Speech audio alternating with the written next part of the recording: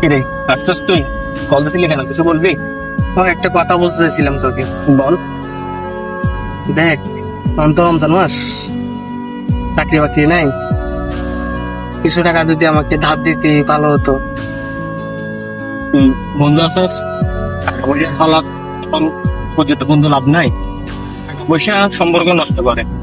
তুই যদি বন্ধু থাকতে চাস, ভাই থাকতে চাস, তাহলে টাকা পয়সা ধার দেনা এগুলা নিয়ে থাকিস না।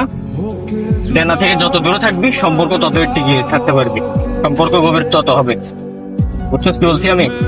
দেখ, বলছি তো আমি চাকরি হলে দিয়ে ফেলবো তোকে, একটু লাগতেছে সামনে, বুঝছ তো? এখন এদের সবারই টাকার প্রয়োজন। তোর যেমন টাকার প্রয়োজন, আমারও তেমন টাকার প্রয়োজন। তোরও ফ্যামিলি আছে, আমারও ফ্যামিলি আছে। এখন কি আর করার, তুই মনে কষ্ট নিস না।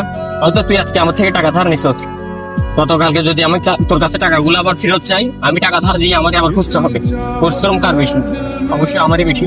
আর তুই যদি প্রথম দিন ডেট দিয়ে দ্বিতীয় দিন টাকাটা না দেস, আমার মনে কষ্ট, তোর সাথে আমার সম্পর্কটাও কি আর থাকবে না। এখন তুই কোনটা চাস আপনি যদি বলতেন?